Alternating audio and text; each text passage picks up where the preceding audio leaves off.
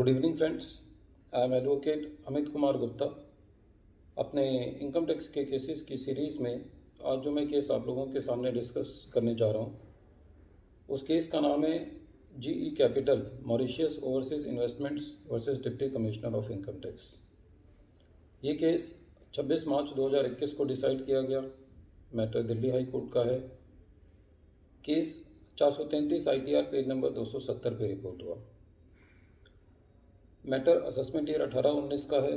Assessee ने अपनी एक रिटर्न फाइल करी जिसके अंदर असेसी का करीबन 226 करोड़ रुपए का जो है रिफंड बनता था। ड्यूरिंग द ईयर जिसके लिए असेसी ने अपनी रिटर्न फाइल करी थी, असेसी ने कुछ शेयर सेल किए थे जिसके ऊपर 10% का TDS कटा था और असेसी की ये इनकम जो है वो एग्जेम्प्ट थी असेसी के मुताबिक। जब असेसी ने रिफ़ंड के लिए परसुएशन किया तो असेसिंग ऑफिसर साहब ने रिफ़ंड को विदहोल्ड करने के लिए कमिश्नर को लेटर लिखा और ये कहा कि मैं इस रिफ़ंड को विदहोल्ड करना चाहता हूँ जब तक कि सेक्शन 143 की असेसमेंट पूरी ना हो जाए। कमिश्नर ऑफ इनकम टैक्स ने प्रपोज़ल को देखा। प्रपोज़ल के अंदर सारे रीजंस दिए गए थे कि असेसिंग ऑफिसर रिफ़ंड को क्यों विदहोल्ड करना चाहते हैं। रिफ़ंड के अंदर जो असेसिंग ऑफिसर ने अपना लॉजिक दिया रिफ़ंड को विदहोल्ड करने का, वो ये दिया कि असेसी ने अपनी रिटर्न पहली बार फाइल की है। असेसी की बुक्स में TDS के अलावा कोई भी एसेट नहीं है। 143 सबसेक्शन 2 का जो असेसी को नोटिस भेजा गया था उसमें अंदर जो डॉक्यूमेंट असेसी से मांगे गए थे, असेसी को ये कहा गया था कि आप अपनी बैलेंस शीट्स प्रोवाइड करो, रिटर्न्स की कॉपी दो। तो असेसी ने भी उन नोटिस का पूरी तरीके से कंप्लायंस नहीं किया था। असेसिंग ऑफिसर का एक और एलिगेशन था कि असेसी ने ये जो कॉन्ड्यूट बनाया है वो टैक्स इवेजन के लिए बनाया है।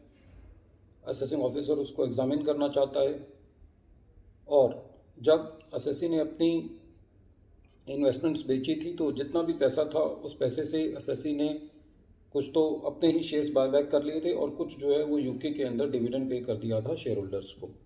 तो असेसिंग ऑफिसर को ये मंशा थी या उनको शक था कि जो असेसी है यदि उसको रिफंड दे दिया जाएगा तो it can be prejudicial to the interest to the revenue. Commissioner of income tax को असेसिंग ऑफिसर का प्रपोजल ठीक लगा और उन्होंने उसको उस पर अपनी सहमति दे दी। इसी प्रपोजल को जो कि कमिश्नर ऑफ इनकम टैक्स ने एक्सेप्ट किया था, असेसी ने रिट में चैलेंज किया।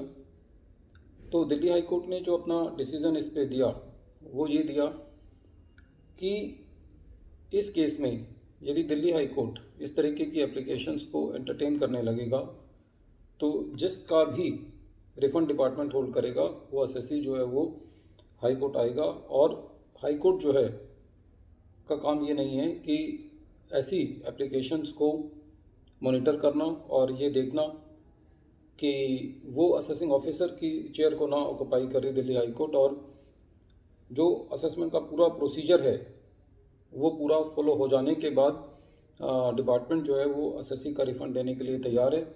लेकिन जहाँ पे जो पूरा प्रोसीजर असेसिंग ऑफिसर ने फॉलो कर लिया है प्रपोजल बनाने के बाद, कमिश्नर की परमिशन ले ली है, तो उसके बाद दिल्ली हाई कोर्ट को उसके ऊपर टिप्पणी करने का अधिकार नहीं है। ये बात कह करके दिल्ली हाई कोर्ट ने असेसी की जो रिट पिटीशन थी वो दरख्वास्त कर दी। इस केस के फैक्ट्स थोड़े से अलग इसलिए भी थे क्योंकि इस केस में जो असेसी था उसके पास खाली TDS के अलावा कोई बैलेंस शीट में असेट्स नहीं थे और ये असेसी की फर्स्ट टाइम रिटर्न थी। तो ये दोनों जो कारण हैं वो सफिशिएंट थे रिफंड को विदहोल्ड करने के लिए, क्योंकि कमिश्नर को और असेसिंग ऑफिसर को ये लग रहा था कि ये जो कॉन्ड्यूट बनाया गया है इन्वेस्टमेंट्स को सेल करने के लिए मॉरिशियस के द्वारा मॉरिशियस कंट्री के द्वारा इन्वेस्टमेंट करने का, ये खाली एक टैक्स हेवन को एंजॉय करने के लिए बनाया गया है। तो डिपार्टमेंट जो है उसको बड़ी माइन्यूटली एग्जामिन करना चाहता था। तो इस केस में दिल्ली हाई कोर्ट ने ये पाया कि जो डिपार्टमेंट ने सेक्शन 241A का सारा लेकर एसएससी का रिफ़ंड विदहोल्ड किया है वो ठीक है, और ये हाई कोर्ट के जुरिसडिक्शन में नहीं आता कि वो इस केस में असेसिंग ऑफिसर के आर्म चेयर पे बैठ करके ये डिसाइड करे। और इस तरीके से दिल्ली हाई कोर्ट ने डिपार्टमेंट के फेवर में डिसीजन दिया और एसएससी की पिटीशन को खारिज कर दिया।